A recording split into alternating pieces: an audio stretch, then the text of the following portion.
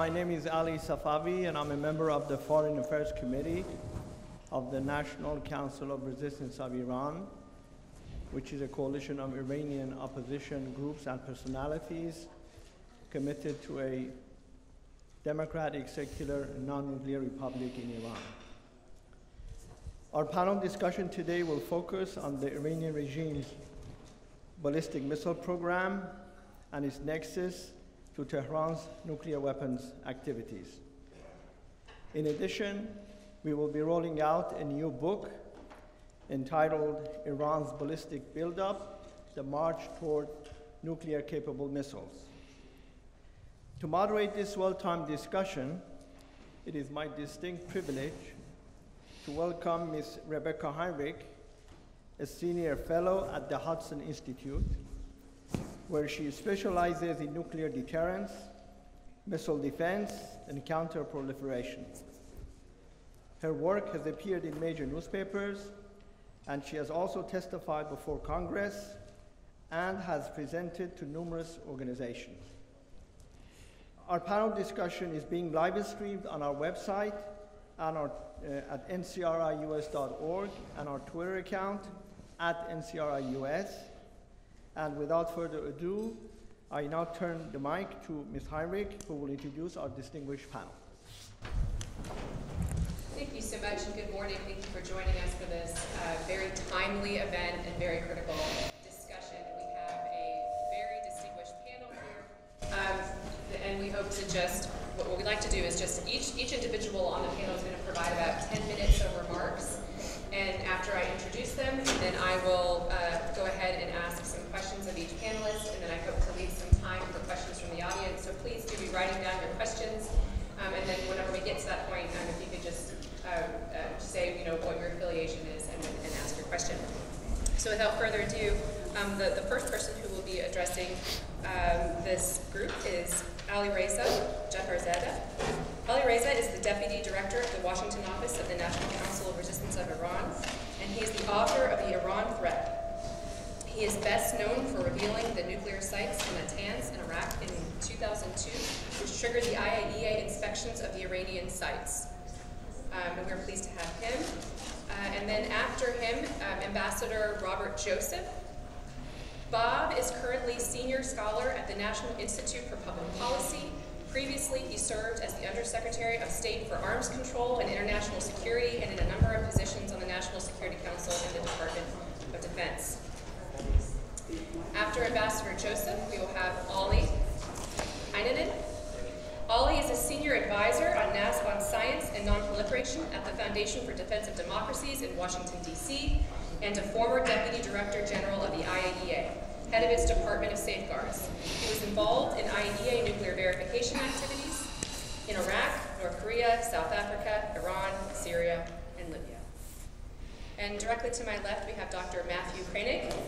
Matt is an Associate Professor of Government and Foreign Service at Georgetown University and the Deputy Director of the Scowcroft Center for Strategy and Security at the Atlantic Council.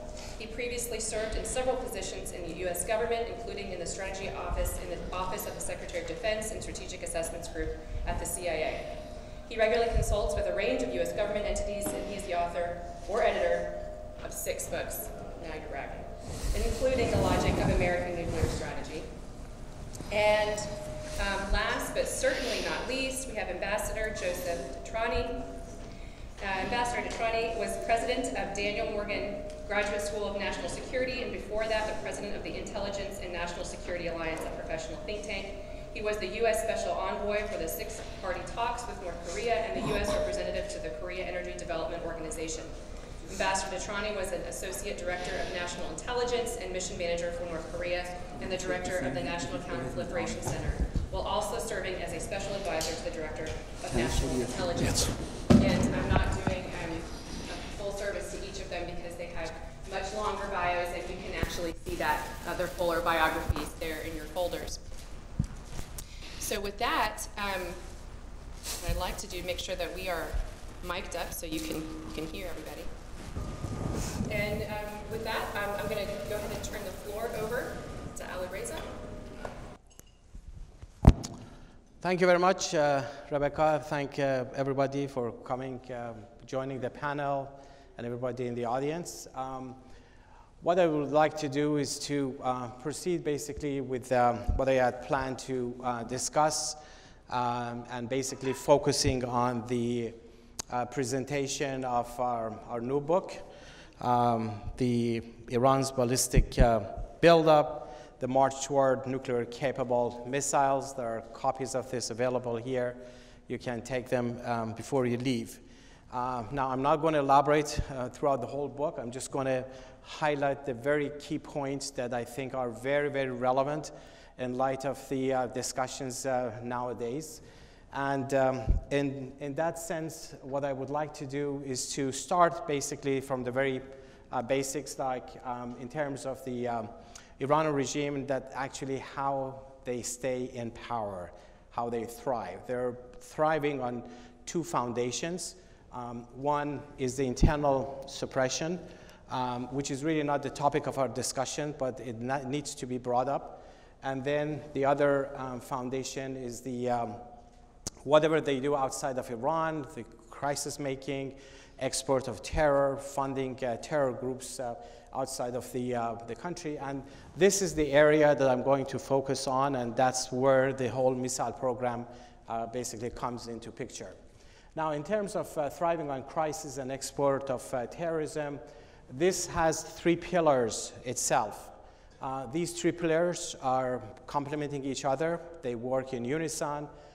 They are all part and parcel of this larger strategy. One without the other would not work. And this is just to give a sense of what I'm talking about. These are the three pillars that I will be briefly elaborating on. First is the issue of sponsorship of terrorism, the groups in the region, and funding the groups, the militia groups. The other element is the nuclear weapons program of the Iran regime, and the third element is the ballistic missile program. And I want to show the connection between the three, how they're part and parcel of one another, and at the heart of it is the issue of the survival of the Iranian regime. These are not just trivial things. These are critical issues for the survival of the Iran regime, and that's why they have never abandoned any of these three elements, nor would they ever abandon them. And if they're weaker in one area, they try to make up for it in the other two aspects. Now, let's start with the Islamic extremist funding, and this is no secret. The Iran regime has been funding and arming Hezbollah in Lebanon. They have been heavily involved in Syria, especially since 2011. There are as many as 70,000 forces of the Iranian regime or those of its proxies that are under their control of the IRGC in Syria. They're funding, training, and sponsoring Houthis in Yemen. And we have most recently seen the missiles that were fired from Yemen, basically provided by the Iranian regime. So the second element, which is the nuclear weapons program that nowadays everyone has been talking about, is the, just very briefly, the program, the nuclear weapons program of Iran that started in the early 80s during the Iran-Iraq War, was always tasked with weaponization. It was never a civilian program. The whole thing that was created, pursued, and followed by the Iran regime, it was always about the weaponization, about the nuclear weapons program. And therefore, the weaponization is actually the core element of the civilian program. It's not parallel, it's one inside the other. As you can see in this diagram, the core is like two common center circles. One, the core of it, is the weaponization part, which is now under the control of Sepand. That's the organization that we first revealed in July of 2011, right here in Washington. And then the IAEA report in November 2011 makes extensive reference to that. And then the State Department and Treasury designated that in August of 2014 for their proliferation activities. It's actually the agency that started as Ahmad in the early days. We actually talked about Ahmad in 2004. and throughout the years, it evolved into CEPAND, which is tasked with weaponization. Unfortunately, CEPAND key centers, which we have talked about, have not been inspected by the IAEA. We revealed a site in April of 2017 in north part of Parchin, Plan 6 of Parchin. There's Haftatir, there's a whole host of other sites that have not been inspected, and those are the things that we've been calling repeatedly, that no sites should be off limits to the IAEA, including the military sites, especially actually the military sites, because that's where the core of the program is. Now, the third pillar, which is the focus of our conference today, our panel today, is the ballistic missile program of the Iranian regime. And in this, they actually further advanced the program during the Iran-Iraq War. It's now one of the 4 forces of the IRGC. IRGC originally had 5 forces: the ground forces, Air Force, Navy, and then they had the Quds Force, and then they had the paramilitary Basij. In 2009, Basij became an independent organization, so the IRGC focused on those 4. And then later, the Air Force of the IRGC was turned into Airspace Force. Why? Because they wanted to give more dominance to the missile program. There was a lot more emphasis on the missile program than it was before, and the whole structure changed, and now we have Airspace Force of the IRGC. They had also created Aerospace Industries Organization by the Defense Ministry, which is by itself controlled by the IRGC, and there is very close ties between, as we have shown in the book, between the missile program and CEPAND. The connection between the two is critical, because CEPAND needs the missile program, because that's one of the projects they're working on, is to working on the nuclear warheads. And we have discussed about 15 missile sites that are associated with Aerospace Industries Organization, which is tasked with building the missiles. There are like 2 separate entities, those who are building it and those who are launching, testing, and firing them. And there are 15 locations that we have them on the map.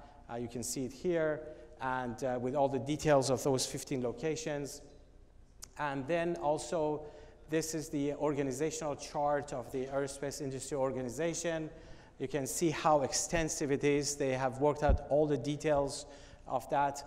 Just for example, the Hemmat Missile Industries right here, that has one research center, and then they have 7 different industries under Hemmat Missile Industries.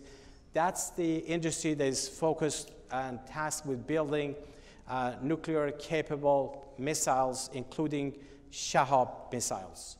And here's just further details of those 7 different sections of the Hemmat Missile Industries, each of them dealing with each part of the missile, from the Calhor Industries, which is code name 1500, that are focused on launching system, and then Karim Industries, code name 2500, they're with the fire chain, and then Cheragh Industries, code name 3000, with the fuel production and so on. And then the most critical is actually Nouri Industries, code name 8500, whose task is actually focusing on the actual nuclear warhead. This is the most secretive part of the entire missile program of the Iranian regime. They are keeping it so close, so tight, extremely difficult to get information about further details about what they have done. We have put out some information before, but they're keeping it very, very tight. And then the Aerospace Force, this is the organizational chart of the Aerospace Force of the IRGC, as we have discussed it in the book. And then there are 27 missile sites associated with the IRGC's Aerospace Force. These are basically the sites that are closer to the southern and western border of the country, not by accident, because that's where they're basically doing the launches, including Semnan missile base, which is where they do most of the launches, number 7 right here. And Semnan missile base has very, very close ties with SEPANT. Almost regularly, every week or two, there are teams of SEPANT that go to Semnan and come back.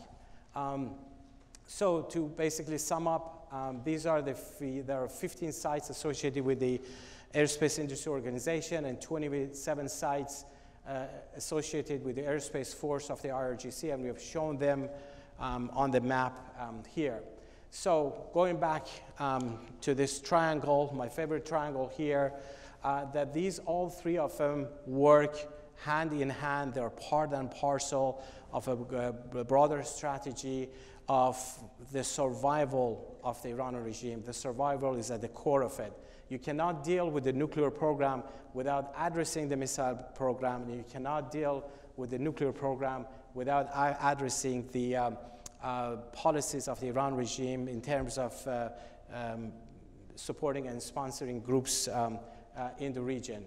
So to conclude, I want to emphasize, because the whole thing is built around the survival of the Iranian regime, and I mentioned the other pillar being the internal suppression, what's happening inside Iran that deals directly with the survival of the regime is absolutely crucial, that needs to be taken into account. The Iran regime right now, as we all know, is engulfed in large-scale protests and uprising that started from December of 2017 and is still continuing. It's expanded to 142 cities. Every day, every week, there is another hotspot in Iran that is being engulfed in demonstrations, protest acts, strikes. The economy is in huge shambles. There's extensive corruption that even all the money that was provided to the Iranian regime didn't help the economy. It actually did help the IRGC to fund their operations in the other part of the country. So the bottom line is that no matter what policies are being pursued, at the end of the day, the long-term solution, the lasting solution to the threat of the Iranian regime is actually change, as the people are calling for it inside Iran, change by the people of Iran. That's where we're going to see all of those three threats addressed. I'm going to end right here. I guess my time is over. Thank you. Alireza, thank you so much. I don't know anybody who does a greater job at just detailing with great specificity the missile program and the nuclear aspect of the Iranian regime. So thank you so much for your work, and I look forward to getting through the whole rest of your book. And as I said, this event is very timely, and the reason, of course, this is so timely is because yesterday President Trump, I think wisely and courageously withdrew the United States from the JCPOA, the Iran deal. And so we are fortunate to have Ambassador Joseph here to give us some thoughts on the effects of that and where we might go from here, and why this was the right decision, some of the problems with the JCPOA, and why, despite the media hysteria and some of the complaints from U.S. allies, why this is actually the right decision, and why it does not bring the United States closer to war, but actually hopefully, will bring us to a better, more stable, peaceful situation. Thank you, Rebecca. Thank you all. It's good to be here. Let me just follow up Alireza's comments and say that the information that he provides on the ballistic missile buildup of Iran does reflect one of a number of fundamental fatal flaws with the JCPOA that the Trump administration has highlighted. Ballistic missiles are the primary means of delivery for nuclear weapons. The fact that Iran has an ICBM program, and the only purpose of an ICBM program is to deliver a nuclear weapon, I think is very important and has to be taken into account. Because what this administration is saying is that they're no longer willing to pretend that Iran is not moving forward with a capability to build and to deliver nuclear warheads. With that, let me turn to the topic of sort of what's next. What are the consequences that follow from what I believe is the correct and the courageous decision that was announced by President Trump yesterday? I think the immediate responses have been very predictable. Inside the region, we've had support for the program from Israel, from Saudi Arabia, from other Sunni Arab allies of the United States. We've also had a very negative response, entirely predictable, out of Tehran, with Tehran threatening, in the first instance, to expand the scale and scope of its enrichment program, but also, on the other hand, saying that they're going to continue to work with the European partners in trying to salvage the JCPOA. Outside the region, you've had the predictable comments from Moscow and from Beijing. I think more importantly are the responses of our allies who've expressed deep disappointment. This is from the UK, from France, and from Germany. And also their desire to continue to seek to put Humpty Dumpty back together again with Iran. With regard to the domestic critics, here of course you've had the comments from former President Obama and former Secretary of State John Kerry, both lamenting really the demise of what they consider to be their principal foreign policy success, really making two themes. The first theme being that the withdrawal will lead to a sense that the United States is not a reliable negotiating partner, and second, that the United States will be isolated even from its allies. I'll come back to both of those themes in a second. Perhaps the most predictable of the predictable responses has been from the media. And here I would just point to the Washington Post editorial today entitled "A Reckless Withdrawal." And in this editorial, the Washington Post states that the likely consequences will be that the Europeans will not join the United States in reimposing sanctions, that the Iranian hardliners, the Post is always trying to find moderates, so they make this division between hardliners and moderates, but they say the hardliners will gain the upper hand. They will resume enrichment, which of course they're already doing. They will constrain the inspectors, which they're already doing. And they will perhaps race to a bomb. Finally, the Post editorial says the likelihood of war is much greater. This is the most shrill of their predictions. And they put that in the context almost as though the Trump administration has been manipulated by Israel and Saudi Arabia. I'm naturally going to come back to all of those points. My sense is that once the dust settles, and I don't think it's going to take months, perhaps not even weeks, you'll find that the consequences and these dire predictions in particular about the JCPOA will not come to pass. And the JCPOA will go away with a whimper and not a bang. It will fold like a cheap suit, as we say. And it will be something that's relegated to the past. Iran will not move toward a nuclear weapon overtly. I believe it's moving in that direction covertly under the JCPOA, but I don't think they'll take any overt actions to do that. And I don't think that they will take any moves that suggest further progress on weaponization in particular. In the past, when Iran has been presented with strength in opposition to its ambitions, it has backed down. It did that in 2003, and it's done that since 2003. Iran, I think, will once again feel the full pressure of international sanctions. I think its economy will be further undermined. I think that Russia, and to a lesser extent China, and I say that because of North Korea, will continue to use talking points about the United States, but all in the context of their broader ongoing anti-US policies. As for the allies, I think the allies will get over it. And I think their efforts to keep the JCPOA alive will go nowhere. It'll go nowhere really for two reasons.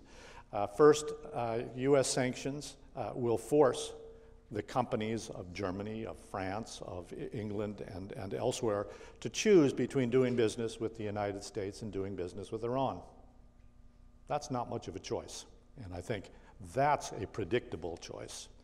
What company would really take the risk of investing in Iran? And I think the answer is very few, and no legitimate companies will do that.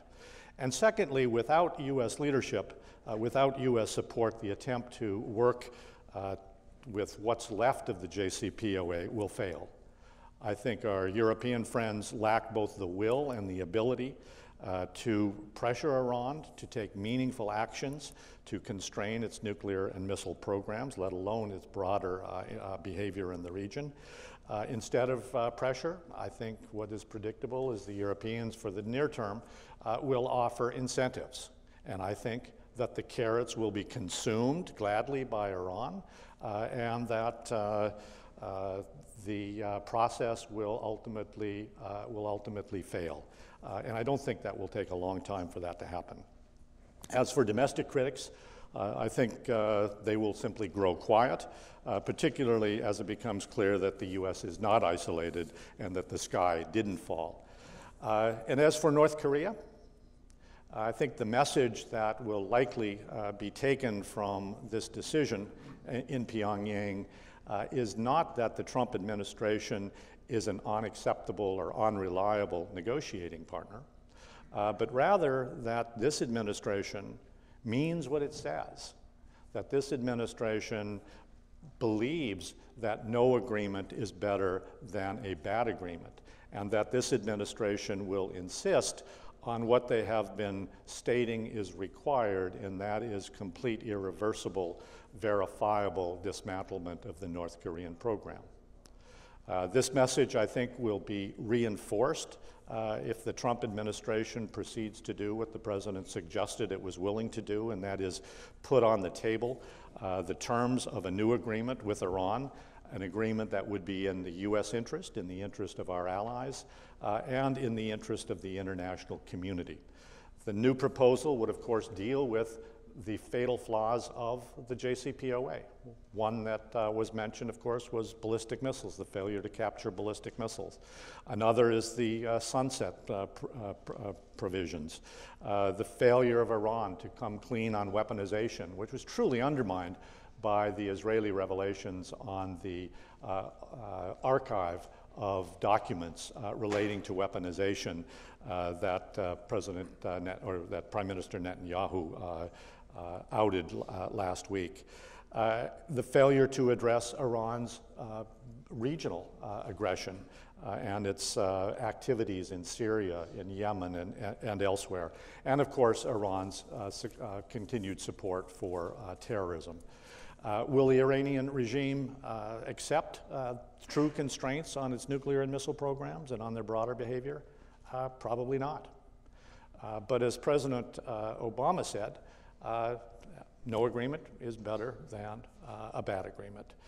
As for the Europeans, I'm confident that they will return as negotiating partners with the United States, and the pressure will grow on Iran in both the sort of economic field with additional sanctions and through political isolation.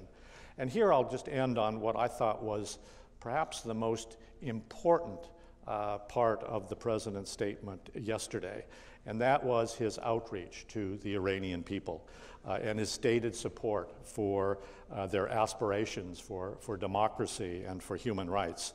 This is the #1 threat to the regime, a regime that cannot reform and will not reform. And I think ultimately it will be the end of this regime that resolves the nuclear and missile threats as well as the broader Iranian threats. I'll stop there. Great, and just to foot stomp your last point, and the President had this great line about how the future of Iran belongs to the Iranian people. Absolutely. And I think that is absolutely right on, and that's got to be part of the long-term strategy for the success of a peaceful regime. And then what I'd like to do is turn to Olli, and Bob also mentioned that last week Prime Minister Netanyahu revealed this cache. I mean, one of, I think, the most remarkable intelligence operation on the part of the Israelis, that they stole these physical documents right out under the nose of the Iranians. So could you please talk about the significance of what was in those documents and how it really undermined the JCPOA at a significant time? Thank you, and thanks for having me here. Well, I try to explain how I see the cache, what it is, and perhaps what it is not. First of all, what he presented was only part of the information which is staying in that warehouse in Tehran. You saw the pictures inside of the warehouse, so there were several additional safes which probably are full of documents. That's the first thing which we need to keep in mind. There is still information over there. Many of these documents, particularly the ones which the IAEA saw at time, which was a small fraction of the material presented by Mr. Netanyahu, showed also that Iran did some manufacturing activities related to the weaponization, including the missile program. So that's the second thing we need to keep in mind. So, but we have not seen where are those pieces of equipment, are they still existing somewhere? Whatever. If you look the provisions of the Non-Proliferation Treaty, no nuclear, non-weapon states should have such kind of material in its custody. Even the common sense says that this is not compatible for undertakings of a peaceful nuclear program. This goes well beyond that. And I want to remind you that when IAEA encountered such kind of documents in Iraq, Libya, or South Africa, those documents were either destroyed, also all single-use equipment was either destroyed or taken out from the country. For example, the documents confiscated in Libya are here today, stored here in Washington, D.C. You saw President Bush staying in front of some centrifuge components which were hauled out of Libya. This was a true denuclearization, disarmament undertaking. Now we have to see what is on those documents. And this leads us to what Alireza said in his introductory remarks. Ahmad project got as a last task, document all what they have done. And this is not what we see now there in the storage. The question is, have they been used? Has this SEPAND organization which took over, have their people developed these things further? Certainly this is proscribed under the JCPOA, but on the other hand, if we go then back to this PMD report of the IAEA in December 2015, when the IAEA made its final assessment, it said that Iran has not been forthcoming in all of the answers. It has not let the IAEA in all cases to have access to respective scientists, sites, and equipment. So we were left with quite a lot of uncertainties, but IAEA was still able at that point of time to conclude that such kind of program existed.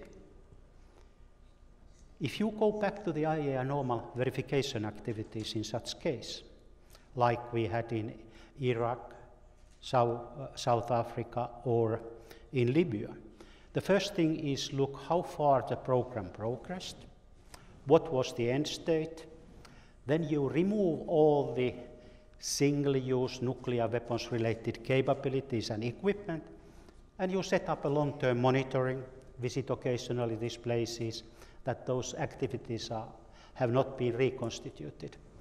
We have not seen anything to that end in the IAEA report from December 2015 or any of the other quarterly reports which followed the implementation day of January 2016.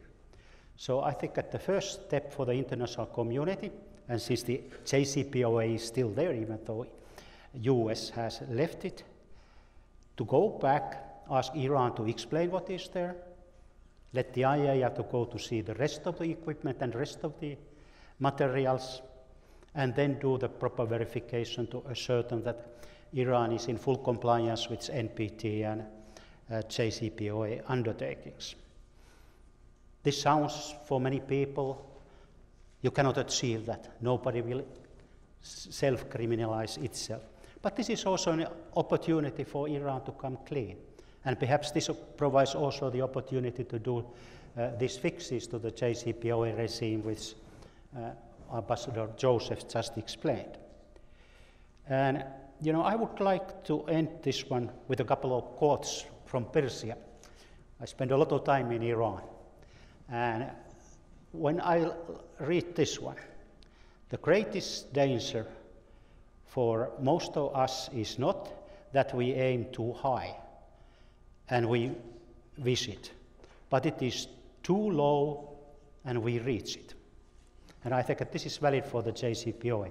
But still, when you continue, we need to keep in our mind that there are no shortcuts to any place worth of going. And I think we should take advantage of those things, fix the JCPOA, look how it can be adjusted such a way that it includes adequate provisions to deter Iran to produce nuclear weapons grade material in short period of time. That's one thing. Get to the bottom of the missile program. Have this kind of research done also for other missiles than Shahab 3, which is in this documentation. And then thirdly, visit those sunset provisions and make sure also that the IAEA has adequate authority to have an access also to the people, equipment, and military sites upon the need and with justification, so that we can get assurances that Iran is fully complying its NPT and JCPOA obligations without any doubt. Thank you. Wonderful, thank you so much. And then Matt, you know, it's not, if we could just deal with Iran, we've got enough problem on our hands, but we also have North Korea. And the two are connected, and right now the US Secretary of State Pompeo is either in North Korea or on his way back, supposedly with American hostages that have just been released.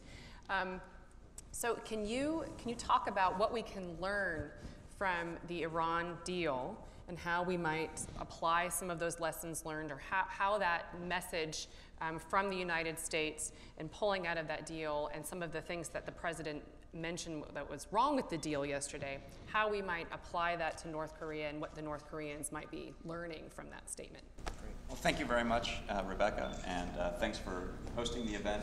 First, I'd like to congratulate Alireza on his book. It's the most informative account I've seen of the Iranian ballistic missile program, the internal structure of Iran's ballistic missile program, and so I think it is a major contribution to our understanding of Iranian security policy and its missile program, so I highly recommend it. So in my remarks, I'd like to make 3 points and kind of tie them all to the North Korea issue as well. So first, what is the threat posed by the Iranian ballistic missile program? Second, talk about the limitations and our ability to deal with it through the JCPOA. And then 3, talk a little bit about what we may do going forward. So first, the threat posed by Iran's ballistic missiles. You know, for the past year, the Trump administration has said their foremost priority, the most urgent threat facing the United States is North Korea.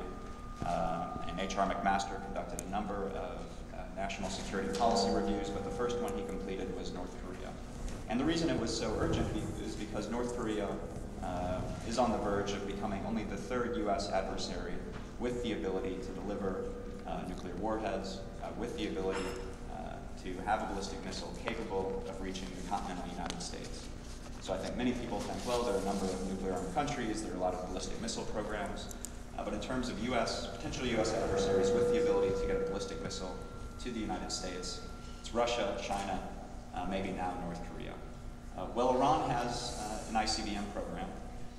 The director of the Missile Defense Agency has estimated that Iran could have a ballistic missile capable of reaching the continental United States within several years. So Iran could be the fourth country with that capability. So this is a major threat to the U.S. homeland. In addition, even if Iran never achieves an ICBM capability, its ballistic missile program is already a major threat to U.S. forces in the region, to U.S. allies in the region. And if you look at the new nuclear posture review released by the Trump administration, there's a new term of art, non-nuclear strategic attacks. And so I think the term is new, but the basic idea is not new, is that if a country has the ability to conduct a strategic attack against the United States or its allies, that the United States will seek to deter that with nuclear weapons and would leave nuclear weapons on the table as a possible response.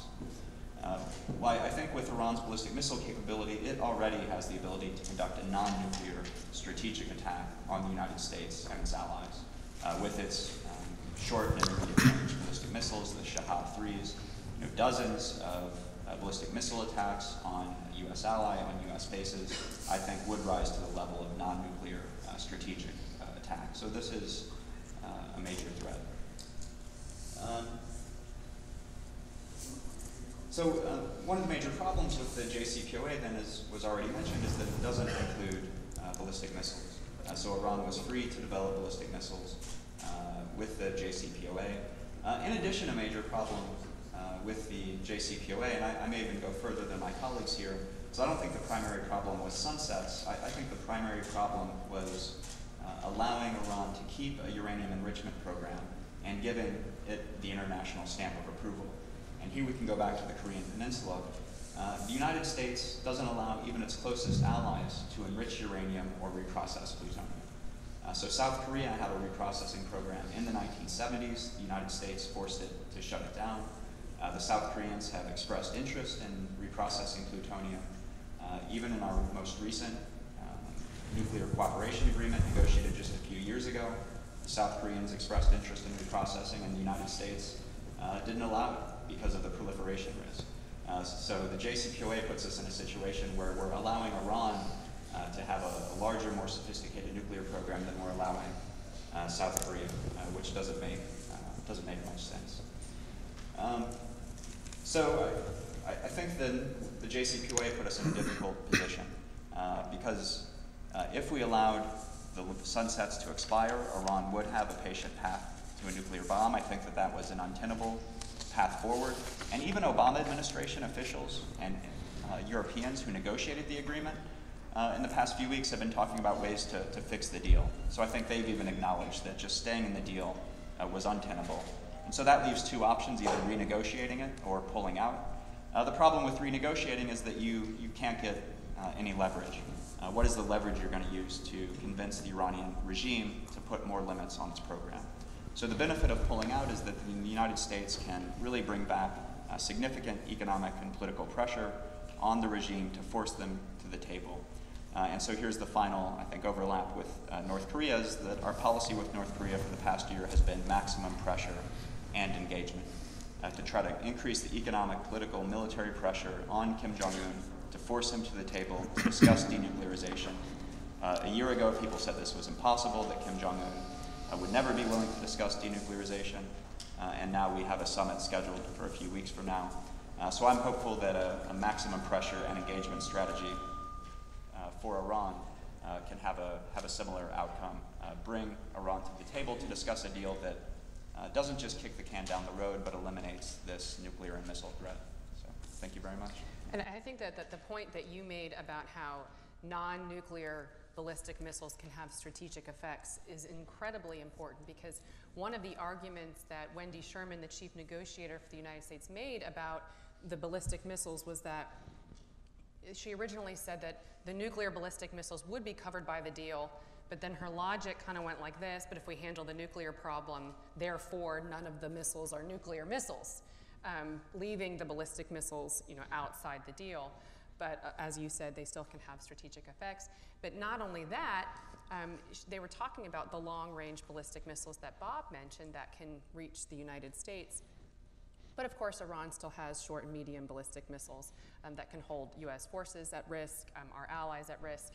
And here in the area, the Trump administration is now collecting Scud missiles that they have found throughout the region that are Iranian-made, Iranian-produced, and manufactured, and have been given to proxies. So the Houthi rebels now are shooting Iranian-produced and made missiles into Saudi Arabia at civilian targets.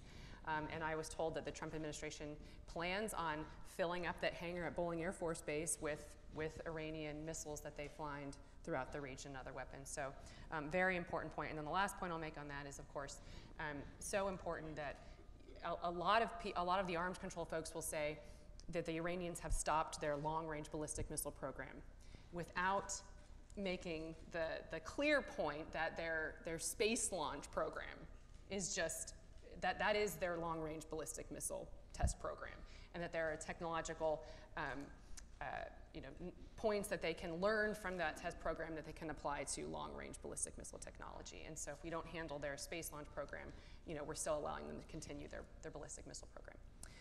And then with that, I will turn it over to, last but certainly not least, Ambassador DeTrani, and I will allow you to wrap up the initial remarks for us. Thank you, Rebecca.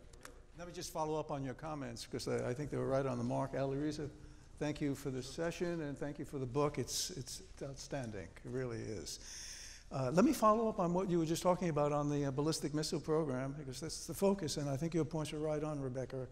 Iran has the largest and the most diverse missile arsenal in the Middle East, when you think of it. The most diverse, the largest. Thousands, we're talking about thousands of short and medium-range ballistic missiles. These are missiles that can hit Israel, Egypt, Romania, Bulgaria, Greece. And we were talking about reach. So these missiles have reach. Your point, I think, right on the mark when you were talking about the satellite launch vehicles. I mean, that's what we're talking about. We're talking about the same technologies that we use for ICBMs. We're talking about satellite launch vehicles. Same technologies. So when we look at the Safir, the Simorgh, this is Iran. Iran is using that mechanism. And we saw this. When you want to scroll back, we could even scroll back to, being that you talked a little about North Korea, we had the Leap Day Agreement in February of 2012, which failed because of that issue. There was a moratorium on missile launches, and North Korea launched what they said was a satellite launch vehicle on April, on the 100th anniversary of Kim Il-sung. And they said it wasn't in violation of this agreement to have a moratorium on all missile launches. They said, no, this doesn't count. Well, of course it does count. And the U.S. reaction was immediate. The U.S. reaction was, no, this counts. So when we're talking about space launch vehicles, we're talking about the same technologies for ICBMs. And indeed, this is where Iran is going with their ICBM program. So we're talking, you mentioned the Shahab. We have the Shahab 1, the Shahab 2, the Shahab 3, the variant, which is over 2,000 kilometers in reach. That's extremely significant. You also mentioned, Rebecca, on the JCPOA, ballistic missiles were not part of the agreement. That was not going to be part of the discussions, and you explained the logic. Well, the truth of the matter is, missiles are key to any nuclear agreement because it's the delivery systems that are so important. And that was if you will, the predicate for the UN Security Council Resolution 2231. Iran will not undertake any activity related to ballistic missile developments to, if you will, deliver nuclear weapons. Well, Iran's been doing that. They've been doing that. There's been over 20 ballistic missile launches since the JCPOA. You can almost lose count. This is since 2015. So proliferation is big. This is a big part of it also. And the UN Security Council Resolution 2231 focuses on that. Well, we recently saw what was going on with Yemen. And we saw what happened when Yemen, in the last 4 years, the UN Security Council has made representations indicating that Iran is not in compliance. And what we saw with Yemen when they launched the missile that was directed at Riyadh, it's very clear what was going on in that regard. So, I mean, you can go down a whole list of things. with not only Iran developing these missile delivery capabilities, short, medium, ultimately an intercontinental ballistic missile capability, but also the proliferation of these technologies in the region.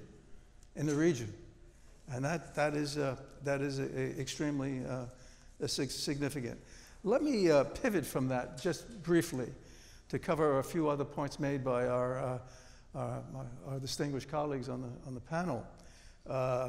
Ambassador Joseph mentioned some aspects to the JCPOA, talking about the sunset provisions, talking about regional aggression, terrorism.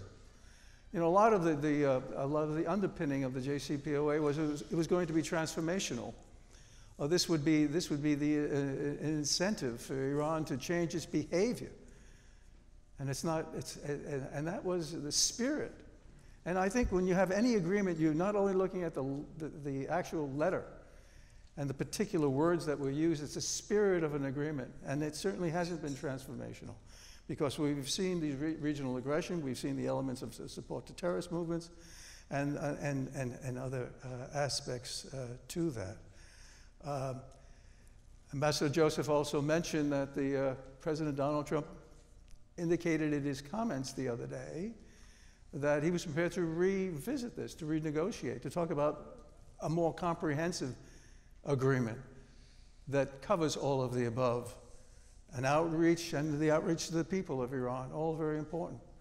Let me pivot from that and go to the North Korea, because we've had questions, and just before this panel this morning, a question from VOA on that, on how does it affect Iran?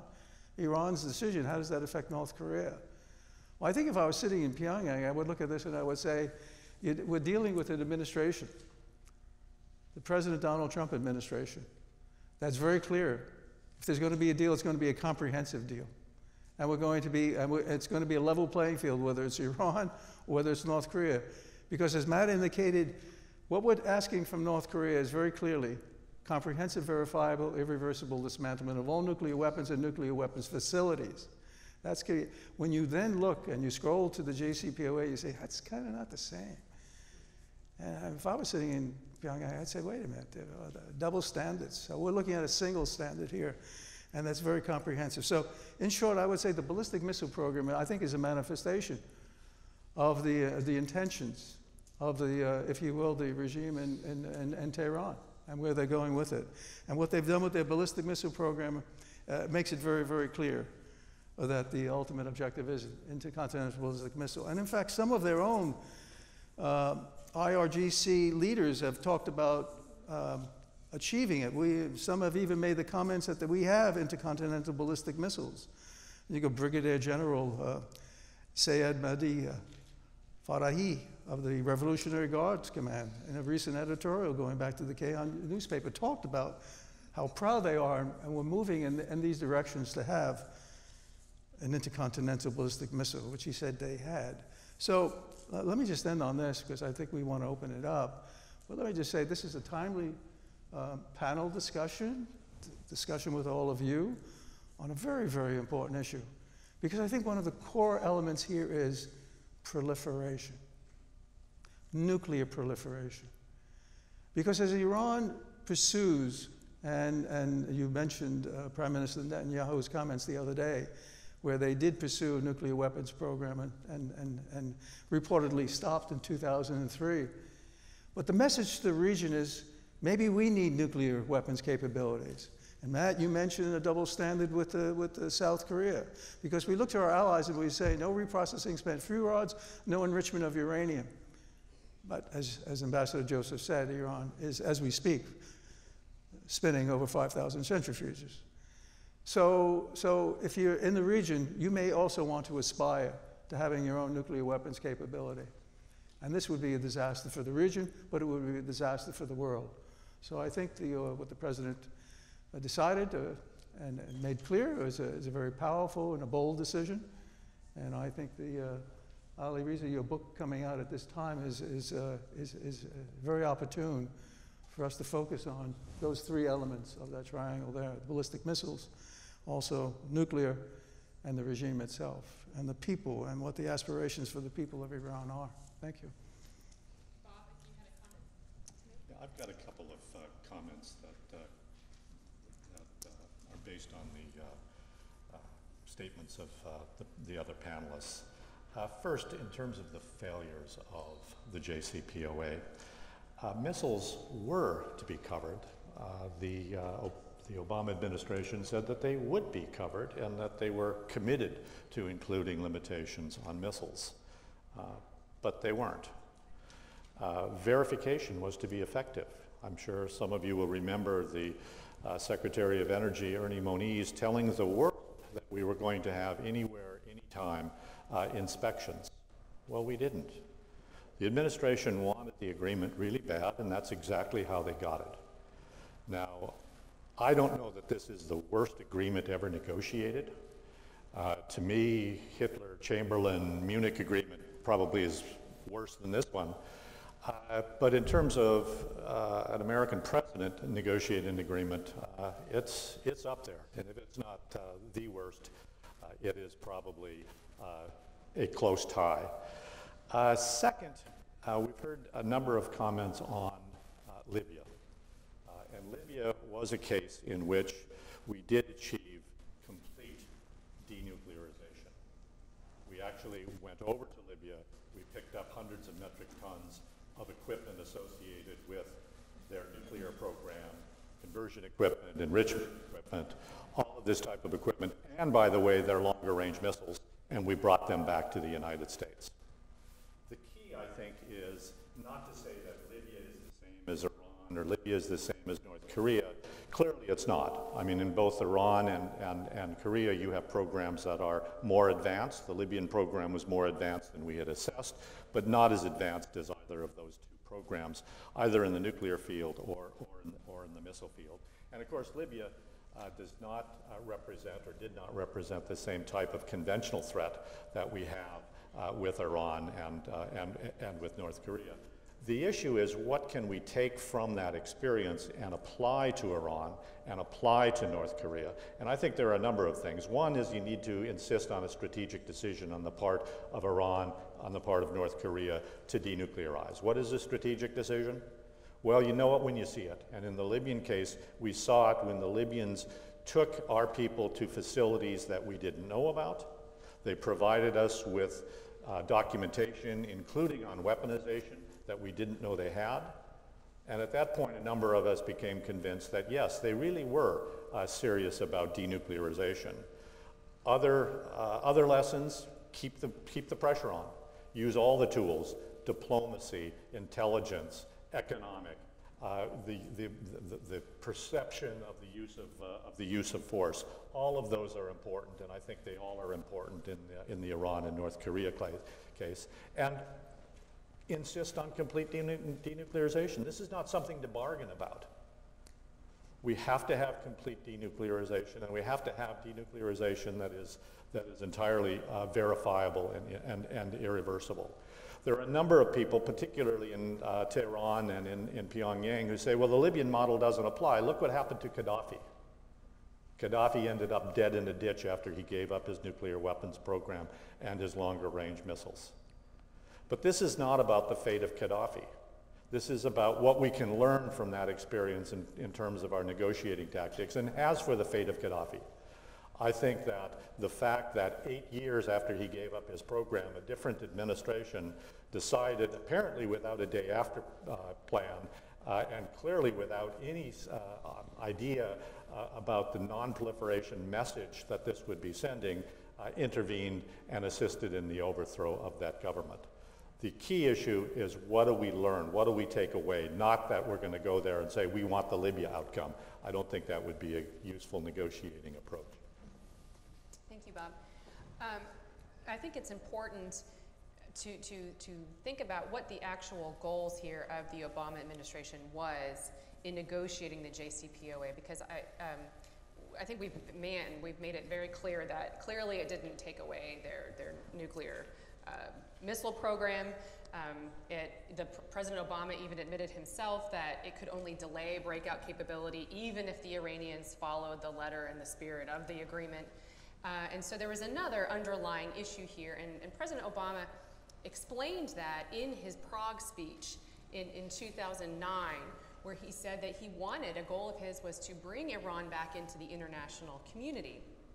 Of course, that is a privilege that is earned. That is not something that all nations are entitled to.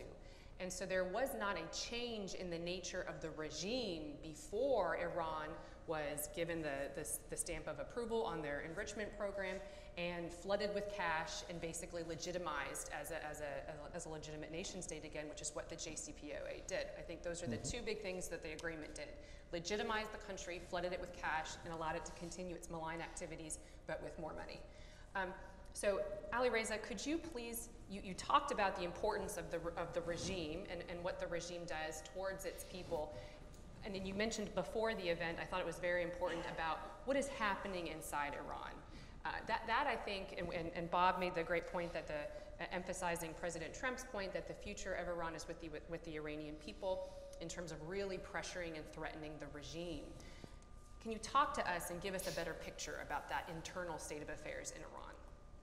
Sure, Rebeccah, I think that's a very important factor to understand, because a lot of the false assumptions that was enunciated before, and then they built a strategy on it, I think has become very clear now, several years after the negotiations started, how false they were.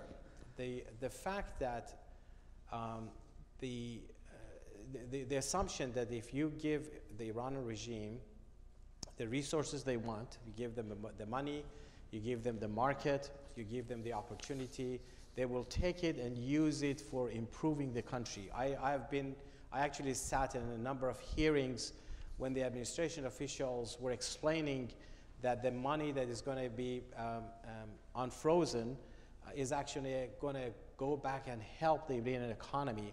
And then the people of Iran will see they didn't really distinguish between the people of Iran and the regime. They said Iran will see how the money actually is going to help them, and this is going to have an impact on the economy. It's going to have an impact on their behavior in the region, and then basically they said all of the other problems will be solved. And look, 3-4 years later, look where we are. The Iranian regime is far more aggressive in its behaviors in the region. Look what they're doing in Syria, in Lebanon, in Yemen, and also domestically speaking, all the money that was provided to the Iran regime, especially cash that is untraceable, was not used to help the Iranian economy, was rather used to further escalate the Iran regime's presence outside of the country. And the impact it has inside the country, I think, is very telling. You look at the demonstrations inside Iran. What were the slogans? Aside from death to Rouhani and death to Khamenei and calling for an end to the clerical dictatorship, but they actually specifically addressed some of the foreign policy aspects of the Iran regime. For instance, they said, leave alone Syria, think about us. This is a sharp contradiction and rejection of the Iran regime's policies of intervening in Syria that the people rejected. They also chanted, neither Gaza nor Lebanon, I give my life for Iran, rejecting the Iran regime's involvement in Lebanon and other countries in the region. Just 2-3 weeks ago in Khazarun, which is a small town, maybe about 150,000 people, and there have been demonstrations, for several days, and it's still continuing.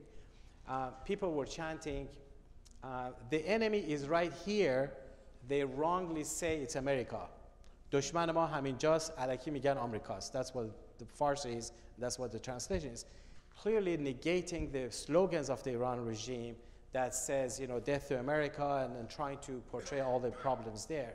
So that goes back to I think the internal situation, that this is a regime that is in big trouble domestically.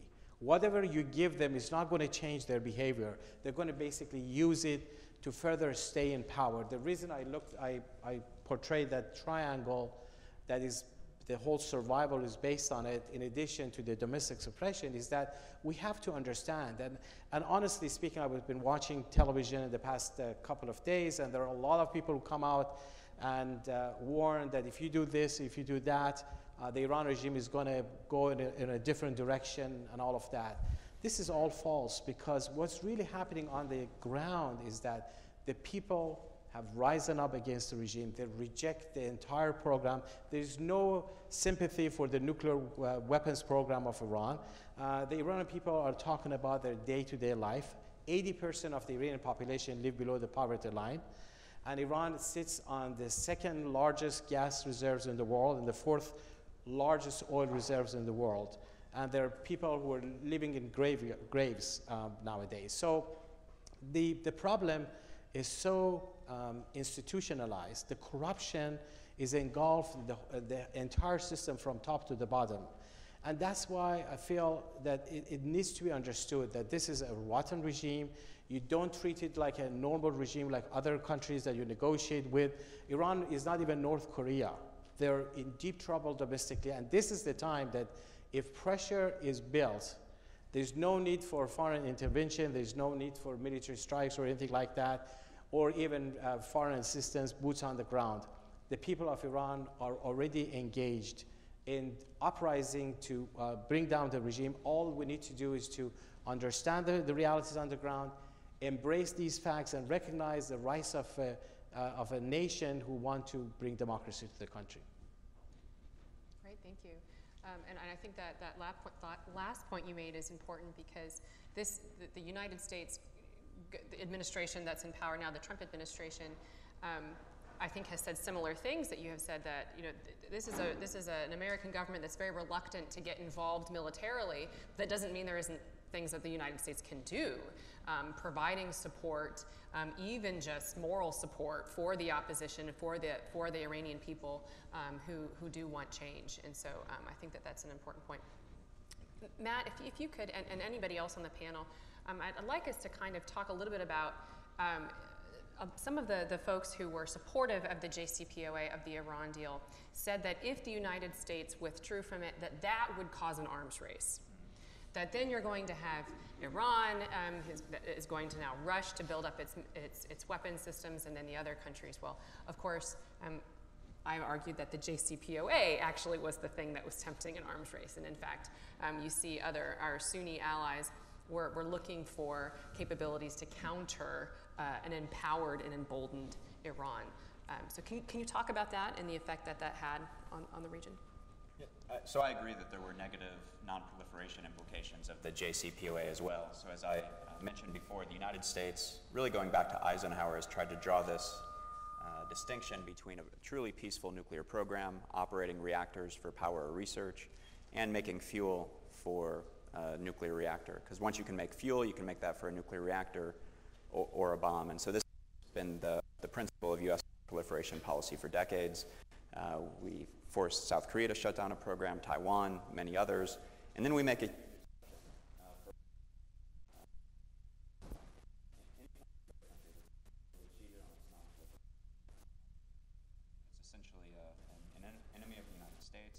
so after we struck that deal, it weakened our non-proliferation standards. So you had Saudi Arabia after the JCPOA saying, we want the same capabilities that Iran has. Saudi Arabia talking about interest in enrichment. South Korea saying that they want to reprocess. I've been in Seoul several times, twice last year. In my meetings, my colleagues in Seoul say, why can Iran enrich and we can't reprocess? So it hurt our non-proliferation standards. So I think it was the JCPOA that really weakened non-proliferation, and I'm hopeful that going forward we can have a strategy for Iran that keeps this nuclear program in check in a way that strengthens non-proliferation. Sure, and I would just add that it wasn't even just the nuclear aspects, but because Iran was able to, had all of this cash, again, it was able to build up its weapon systems and flood the region, that also caused you saw these major weapons packages that came, with the Saudis, et cetera. And that was the Obama, a lot of those weapons packages for military sales began during the Obama administration, so they understood that this was an implication of the JCPOA. Okay, so we do have a little bit of time left for questions from the audience. Yes, sir. And do we have a microphone up here in the front? If you wouldn't mind just stating your name and your affiliation. Thank you very much. Abdulrahim Fuqara from Al Jazeera. I have two questions, if I may. One for Mr. Jafarzadeh and the other one for Ambassador Joseph. Anybody else would like to comment? I wanted to ask you first, in terms of what we heard from President Trump yesterday, how much input did you and your organization have in what the president said in his speech? Also, how much of a role did you have in providing Prime Minister Netanyahu with the records that he presented? And for the ambassador, a lot of people in the Arab world, as I'm sure you know, resent the Islamic Republic of Iran, particularly when they look at what's happened to Syria and the Syrians.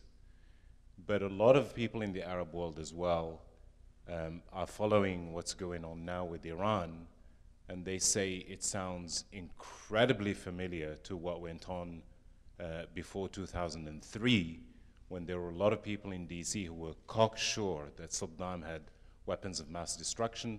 Then the invasion happened, handing or turning Iraq from a foe to Iran to an ally of the Islamic Republic. Thank you.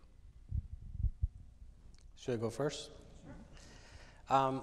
First of all, thank you for the question. I think as far as we're concerned, I think you're referring to the Iranian resistance, the National Council of Resistance of Iran role. There's nothing secretive about it in regards to any country in the world.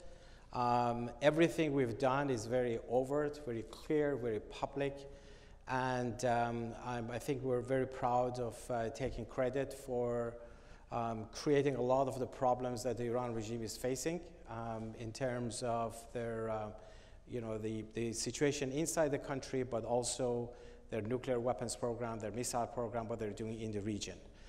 It's clear that it was the Iranian resistance, specifically the network inside Iran of the MEK, that came up with the information about the nuclear sites in Natanz and Iraq in August of 2002.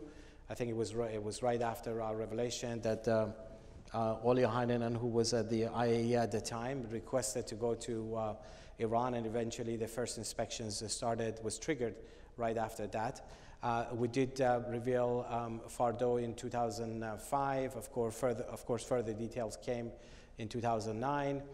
We did reveal the nuclear weaponization structure of the Iran regime, Sepand, in July 2011. And there is a whole host of, perhaps as many as about 100 various revelations about the nuclear weapons program of the Iran regime. We have done all of that overtly in public forums, in terms of press conferences. Actually, several of those press conferences we held right here in Washington.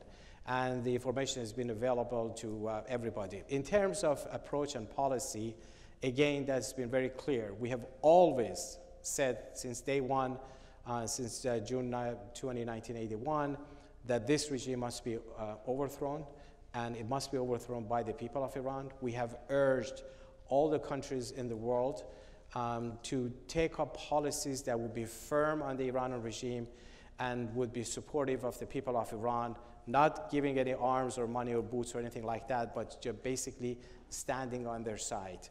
We have reiterated that repeatedly, including after the uprising that started in December of this year. And we have been very clear on the nuclear program specifically that, there should be no enrichment whatsoever, because there is no other reason for the Iran regime to have an enrichment program other than fueling their nuclear weapons program. And the fact that we had major trouble with the JCPOA because it kept the research and development alive. It allowed them to enrich. It didn't provide enough access to the military sites. The sunset clause was unacceptable, and most importantly, it didn't address all the other aspects that I just went over right here. So other than that, there's nothing else behind the scenes. Everything is overtly and very clear and very transparent since day one until today that we're speaking right here.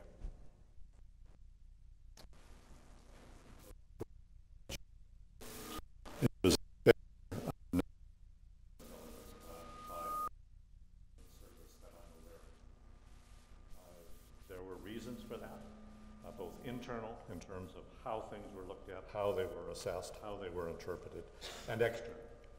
Saddam's generals thought that they were about to get the order to use chemical weapons. Saddam's generals thought they had chemical weapons. There's a long history to that, and I hope we've learned our lesson. In terms of Libya, that was an intelligence success story. Okay? And in fact, as I mentioned, our assessments of the Libyan nuclear program were far less than what we actually discovered when we were invited to come in. In terms of Iran, I think that the information that we have that's been provided through the IAEA presence, through the monitoring with regard to enrichment, with regard to the heavy water, with regard to the possible military activities, all point to a nuclear weapon ambition on the part of the regime. And in terms of their missile programs, well, we've watched that. We've watched that expand, including not just the short and the medium range, but also the long-range missiles, the ICBM-class missiles, and the space launch vehicles. So those are observable to us. So I don't think we're operating on the basis of bad intelligence or bad assessments or bad information. I think the threat of the Iranian program is a clear and present danger. Sorry. Thank you. I'm Guy Taylor, and I'm the national security editor at the Washington Times newspaper. Thank you so much. It's really an interesting group up there, and this is a pertinent discussion. There's a lot of people in Washington throwing around excitedly this term maximum pressure these days. And I'm hoping maybe we can just quickly take a closer look at what that actually might be in the coming 2 years vis-a-vis US policy toward Iran, which is different from North Korea. John Bolton says that he wants a policy of regime change. Mike Pompeo says he wants a policy of regime change, and yet more moderate voices, including some here today, say they're confident that a campaign of quote-unquote maximum pressure will work, and that its goal is not necessarily regime change, but instead to negotiate a new nuclear deal with the current regime. So my question really is, does maximum pressure actually mean a regime change policy? And can that really happen before 2020, a year and a half from now, really, when President Trump, who's currently polling at 40%, faces re-election? And I'd like to hear, if I can, from Mr. DeTrani, Mr. Kroenig, and Ambassador Joseph. Thank you. Maximum pressure, we're talking about sanctions. And in the case of North Korea, we know we're talking about not only sanctions that have been imposed by the UN Security Council, but also by the United States with executive orders. But the key here is implementation, getting people to implement those sanctions that are on the books. And then the prospects of all secondary sanctions, those who are doing business with sanctioned entities. It's powerful. I mean, I would think for Iran that would be immense also. As we reapply the sanctions on Iran, and with the potential of secondary sanctions affecting those who would be in violation, if you will, dealing with those entities that have been sanctioned by the United States. So I think that's what we're talking about. I don't think it's incongruous with the willingness, as expressed by President Donald Trump, to say he's prepared to sit down and renegotiate a new comprehensive, in this case, a comprehensive agreement that addresses all of the issues that we're talking about this morning. I think that sort of all comes together, and hopefully the element of maximum pressure would be an incentive. Maybe it's not the defining factor, but it's one of the factors that could incentivize a leadership to say, maybe we need to revisit this issue, right? So I've been a critic of some aspects of the Obama administration's foreign policy, but I do think that they innovated quite a bit with some of the financial tools that they used in the run-up to the first set of negotiations with Iran, including more expansive use of secondary sanctions. So with secondary sanctions, we're not threatening to sanction Iran or North Korea, but basically threaten to sanction the rest of the world. If you do business with Iran or North Korea, we'll sanction you. As Ambassador Joseph pointed out, that forces every economic entity on earth to choose between doing business with Iran or the United States, do business with North Korea or the United States. And that's really no choice at all. And so we saw it worked to great effect in the run-up to the JCPOA. I think the major mistake with the Obama administration was that they stopped too short, but I think their process of putting pressure on Iran worked fairly well. We've seen that those tools have worked with North Korea, have put North Korea in a very difficult circumstance over the past year. So I am confident that they could work again with Iran. Many people are saying, well, the European allies won't support us on this. The European allies are wonderful, but they've always been weak on non-proliferation. Going back to the Cold War to the present, their major priority isn't stopping nuclear weapons proliferation. And so even under the Obama administration, they were reluctant to get on board with this. Well, Bush and Obama, they were reluctant to get on board with sanctions against Iran. And these secondary sanctions essentially forced their companies to get on board. And you actually had cases of European companies going to their national governments, lobbying them to get on board with US sanctions because they couldn't afford to lose access to the United States. And so I suspect we'll see something similar happen again. The European governments now are saying that they're going to try to uphold the deal. Their businesses aren't going to be able to do business with Iran, and so they're going to have really no choice but to get on board with the sanctions regime. In terms of the ultimate objective, I think it would be wonderful to have a better government in Iran, a more democratic government that respected the human rights of its people.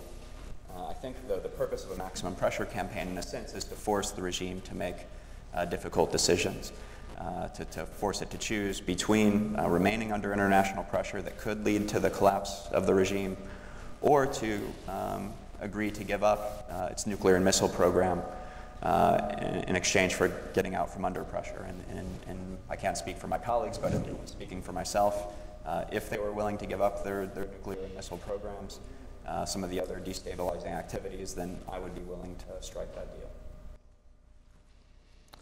Well, I would just second what Matt said last, and that is that maximum pressure is a way of compelling the regime in Tehran, the regime in Pyongyang, to make a strategic choice. Are they going to keep their nuclear program and their missile program, or are they going to give those up and become more normal countries who can benefit from international trade, international commerce, from being a member of the international community in good standing. My sense is less optimistic than Matt's. I tend to doubt that either of those regimes will make the strategic choice. But I think we need to test that proposition, and I think we do that by maximum pressure and by putting forth a proposal that could provide a diplomatic outcome to this. That said, there are circumstances that we have seen in the past in which there are no arms control solutions. That is not a solution that applies to every problem. And my view is that this regime in Tehran and also in Pyongyang will be unable to reform, will be unable to change, because the first and foremost victims of this regime are their own people. And those people are the greatest threat. The democracy, the aspirations for democracy, the aspirations for human rights are the greatest threat to these regimes. So reform translates into their own demise. Last question back here.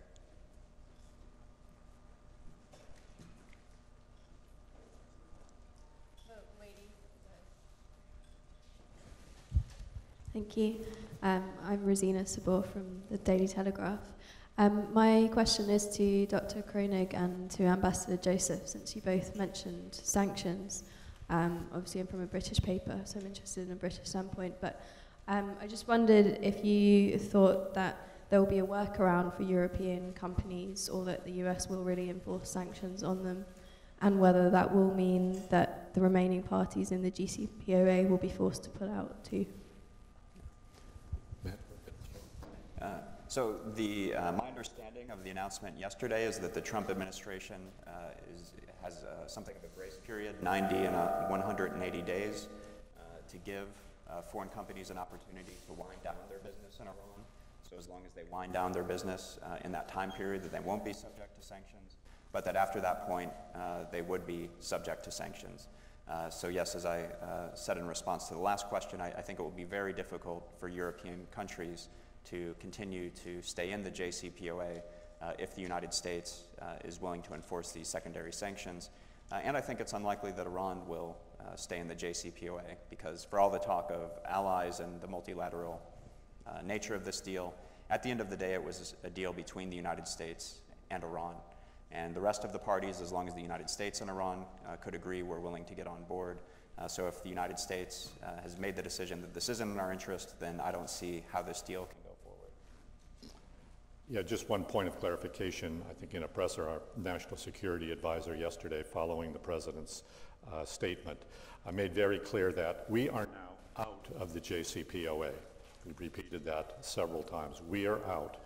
And the imposition of sanctions is immediate, in the sense that no new contracts in these commercial areas will be permitted. There will be, as Matt says, a wind down period of 90 days or 180 days, I think, depending on the specific contract. Thank you all for joining us. Please join me in thanking our panelists.